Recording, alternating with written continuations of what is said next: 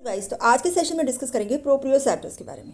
सबसे पहले मेरे सभी नोट्स आपको वेसेलियस एप्लीकेशन में मिल जाएंगे और मेरी बुक फिजियोलॉजी नोट्स में भी सभी नोट्स मिल जाएंगे। दोनों के लिंक्स डिस्क्रिप्शन बॉक्स में है। प्रोप्रियोसेप्टर्स जो हमारे रिसेप्टर्स हैं जो कि रिस्पॉन्ड करते हैं जब भी हमारे बॉडी पार्ट्स की पोजीशन चेंज होती है, ठीक है। तो receptors they give response to change in the position of different parts of body. इसके एग्जांपल्स में आएंगे मसल में मसल स्पिंडल, टेंडन के अंदर गोल्गी टेंडन ऑर्गन, जॉइंट्स में मिजेंट्री में सब जगह पे Pacinian corpuscle, free nerve endings भी होते हैं और लेबिरिंथ के भी प्रोप्रियोसेप्टर्स है जो भी इंपॉर्टेंट रोल प्ले करते हैं। मसल स्पिंडल ये हमारा जो मसल का प्रोप्रियोसेप्टर है, ठीक है। सबसे पहले उसकी फंक्शनल एनाटमी या स्ट्रक्चर करते हैं। तो ये जो मसल स्पिंडल है इसके अंदर जो फाइबर्स होते हैं ये वाले अंदर वाले, ये इसे कहते हैं intrafusal fibres. 5 to 12 intrafusal fibres होते हैं एक मसल स्पिंडल के अंदर, ठीक है। और स्पिंडल मतलब इसका शेप ऐसे स्पिंडल जैसा होता है, लाइक दिस। मतलब कि जो सेंट्रल का पार्ट है वो बल्जिंग होता है और एंड्स जो होते हैं वो टैपरिंग होती है, ठीक है। और उसके सराउंडिंग कैप्सूल होती है जिसे कहते हैं कनेक्टिव टिश्यू कैप्सूल। ये कनेक्टिव टिश्यू की बनी हुई होती है यहाँ पे, ठीक है। और ये कैप्सूल हमारे ये वाला, ये देखो ये कैप्सूल है, ठीक है। और ये कनेक्टेड होती है, इसके बाहर जो फाइबर्स होते हैं बड़े वाले जिसे कहते हैं एक्स्ट्रा फ्यूजल फाइबर्स। तो ये कैप्सूल हमारे एक्स्ट्रा फ्यूजल फाइबर्स या फिर टेंडन से अटैच्ड होती है, ठीक है।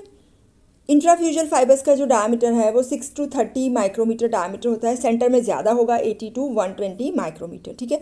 और इसके जो एंड्स होते हैं ना, ये वाले इंट्राफ्यूजल के एंड्स ये कॉन्ट्रैक्टाइल होते हैं और जो सेंटर होता है वो नॉन कॉन्ट्रैक्टाइल होते हैं। और मेनली इंट्राफ्यूजल फाइबर्स हमारे दो टाइप के होते हैं, एक है न्यूक्लियर बैग फाइबर, दूसरे है न्यूक्लियर चेन फाइबर्स। तो यहाँ पे हमारे nuclear bag fibres, nuclear chain fibres दिखाए, ठीक है। तो ये जो न्यूक्लियर बैग फाइबर होते हैं, क्यों इसे बैग कहते हैं? क्योंकि इसका जो सेंट्रल पार्ट है ना वो बैग जैसा है और सेंट्रल पार्ट के अंदर ही बहुत सारी न्यूक्लियाई होती है। जैसे हमें पता है कि स्केलेटल मसल के सेल के अंदर एक से ज़्यादा न्यूक्लियाई होती है, तो यहाँ पे ये सेल के अंदर मल्टीपल न्यूक्लियाई होती है, ठीक है। और दूसरा है न्यूक्लियर चेन फाइबर्स, ये वाले तो जो चेन में होते हैं, ठीक है ना। और इसके अंदर बल्जिंग जैसा नहीं होता, इसका शेप चेन जैसा होता है, ठीक है। और इसके अंदर nuclei through out the fibre होती है, ठीक है। और ये जो न्यूक्लियर चेन फाइबर है ना, ये बैग फाइबर से अटैच होते हैं यहाँ पे एंड के ऊपर, ठीक है। अभी हमारा जो मसल स्पिंडल है वो रिसेप्टर है। तो रिसेप्टर को हमेशा सेंसरी नर्व होती है जो वहाँ से इन्फॉर्मेशन लेके जाती है। तो सेंसरी नर्व्स की बात करें, ठीक है। तो कौन सी सेंसरी नर्व है जो रिसेप्टर से इन्फॉर्मेशन लेके जा रही है? तो मेनली दो टाइप की सेंसरी नर्व होती है, एक है प्राइमरी और दूसरी है सेकेंडरी। और मोटर नर्व भी होती है क्योंकि ये हमारा मसल है तो इसे कॉन्ट्रैक्शन भी करना है, तो मोटर नर्व फाइबर्स भी होते हैं। तो जैसे हमने बताया दो सेंसरी नर्व्स होती है, प्राइमरी सेंसरी नर्व फाइबर्स जिसका दूसरा नाम है एन्यूलो स्पाइरल फाइबर्स। एन्यूलो स्पाइरल मतलब जैसे हम स्पाइरल बाइंडिंग करते हैं ना, ऐसे स्पाइरल के जैसे है, देखो ये। और ये स्पाइरल कहाँ पे बनता है? न्यूक्लियर बैग और न्यूक्लियर चेन के सेंट्रल पार्ट में। और यहाँ से ये सेंसरी इन्फॉर्मेशन लेके जा रही है। तो हमारी जो ये प्राइमरी सेंसरी नर्व एंडिंग्स है जिसे कहते हैं ग्रुप 1A या ग्रुप ए अल्फा, एलेंजर गैसेस क्लासिफिकेशन में ये ए अल्फा में आ जाएगी, ठीक है। और ये कहाँ से सेंसरी इन्फॉर्मेशन लेके जा रही है? क्या बनाएगी? ये स्पाइरल बनाएगी। कहाँ पे? सेंट्रल पार्ट में। और यहाँ सेंट्रल पार्ट से ये सेंसरी इन्फॉर्मेशन लेके जा रही है। दो ब्रांचेस होती है, एक न्यूक्लियर बैग फाइबर को सप्लाई करेगी, दूसरी न्यूक्लियर चेन फाइबर को। नेक्स्ट है सेकेंडरी सेंसरी नर्व फाइबर्स। ये जो सेकेंडरी होती है ना, एलेंजर गैसेस क्लासिफिकेशन में ये ए बीटा में आएगी, न्यूमेरिकल में टाइप 2 नर्व फाइबर्स आएगी। और इसे कहते हैं फ्लावर स्प्रे एंडिंग। मतलब यहाँ पे जो फ्लावर का जो पेटल होता है ना, ये फूलों की पंखुड़ी, ऐसा उसका शेप है, इसीलिए इसे flower spray type of fibres कहते हैं। और ये न्यूक्लियर चेन फाइबर्स को सप्लाई करी यहाँ पे। और ये सेंटर में नहीं होती, जैसे एन्यूलो स्पाइरल है ना वो सेंटर में, तो ये एंड पोर्शन में होती है, ठीक है। तो ये हो गई हमारी दो sensory nerve endings, primary and secondary.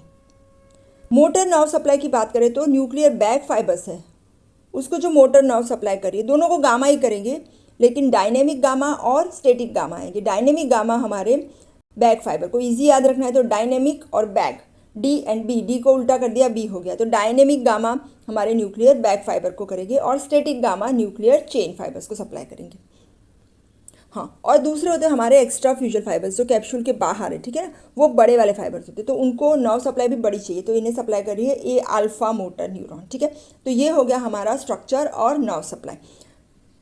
अभी मसल स्पिंडल का फंक्शन क्या होता है, तो सबसे पहला फंक्शन है कि ये हमारे मसल की स्ट्रेचिंग को डिटेक्ट करेगा और ये इन्फॉर्मेशन CNS के पास लेके जाएगा, क्योंकि ये रिसेप्टर है तो वो सेंस करेगा।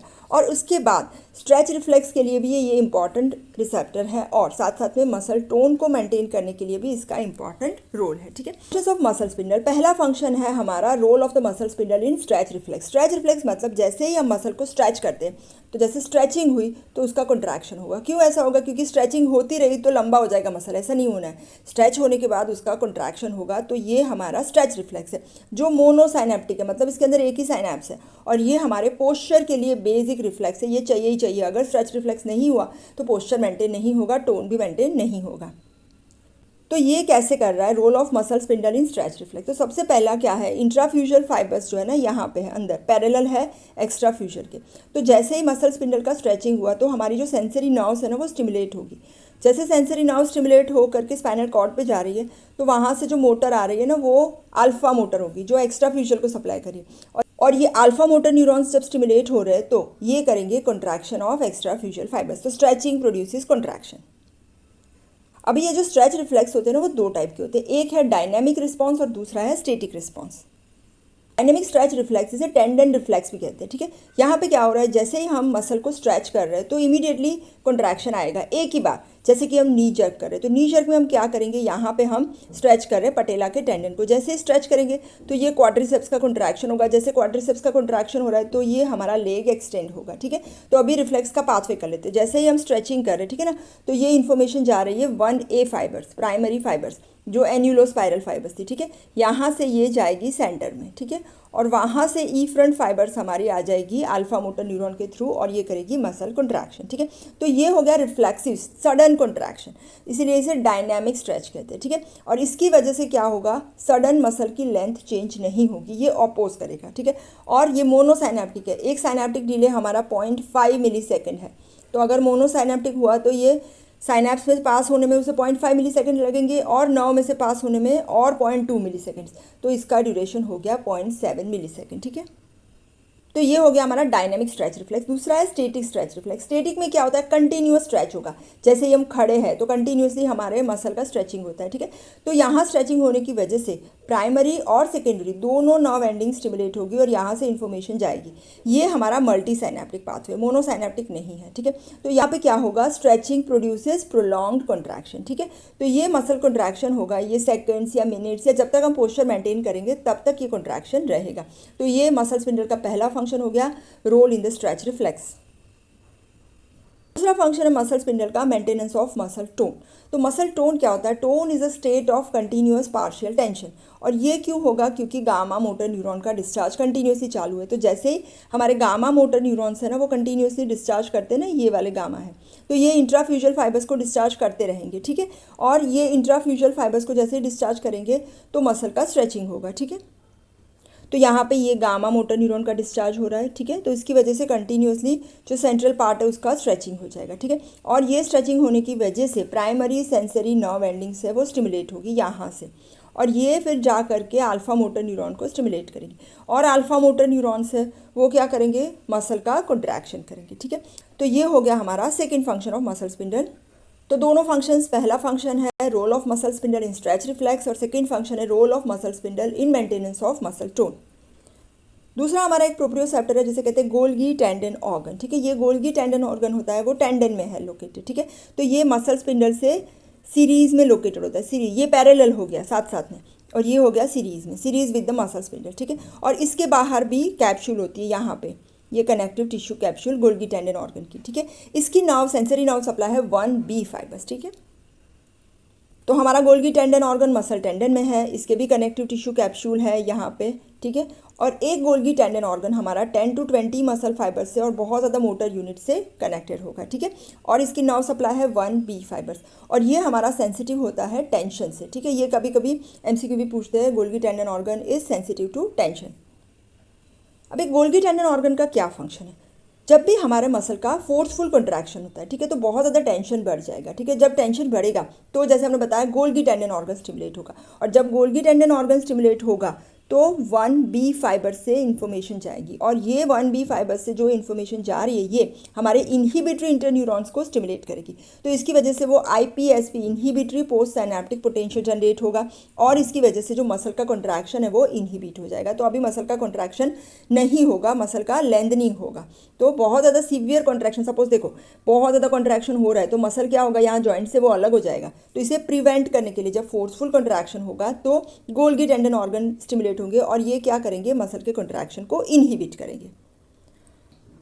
दूसरा फंक्शन है inverse stretch reflex. Inverse stretch reflex में क्या हो रहा है, जब पावरफुल स्ट्रेचिंग हो रही है तो मसल का कॉन्ट्रैक्शन नहीं होगा, रिलैक्सेशन होगा और इसे कहते हैं इनवर्स स्ट्रेच रिफ्लेक्स या इसे कहते हैं ऑटोजेनिक इनहिबिशन। मतलब बहुत ज़्यादा स्ट्रेचिंग होगी तो मसल खुद को इनहिबिट कर देगा, अभी वो कॉन्ट्रैक्ट नहीं करेगा। ठीक है, इनवर्स स्ट्रेच रिफ्लेक्स का मैकेनिज्म क्या है, यहाँ पे देखो ये जैसे बहुत ज़्यादा एक्सेसिव स्ट्रेचिंग हुई तो यहाँ से जो गोल्गी टेंडन ऑर्गन का स्टिमुलेशन हुआ और आफ्रंट फाइबर्स जा रहे, ठीक है ना। तो ये क्या करेंगे, inhibition of alpha motor neurons और ये करेंगे रिलैक्सेशन। तो यहाँ पे दो चीज़ हो सकती है, एक तो excitation of antagonistic interneuron. Antagonist मतलब जिसको जो एक्शन करना है उसके ऑपोजिट वाले उनको एक्साइट करना है। ठीक है, तो क्या करेगा वो, कॉन्ट्रैक्शन ऑफ एंटागोनिस्ट मसल, तो इसी की वजह से मसल का रिलैक्सेशन हो सकता है, या फिर इनहिबिशन ऑफ एगोनिस्ट, एगोनिस्ट को इनहिबिट करेगा। ठीक है, फंक्शन है गोल्गी टेंडन ऑर्गन का role in the lengthening reaction. तो जब यहाँ पे भी टेंशन बढ़ रहा है तो जब गोल्गी टेंडन ऑर्गन स्टिमुलेट होगा तो मसल की लेंथ बढ़ जाएगी। तो ये हो गए functions of Golgi tendon organ. Tendon organ के तीन फंक्शंस में एक था फोर्सफुल कंट्रैक्शन में ये इनहिबिशन ऑफ मसल कंट्रैक्शन कर रहा है एक फंक्शन, दूसरा है role in the inverse stretch reflex और तीसरा है role in the lengthening reaction. तो आज हमने मसल स्पिंडल और गोल्गी टेंडन ऑर्गन का स्ट्रक्चर और फंक्शन डिस्कस किया। Thank you so much.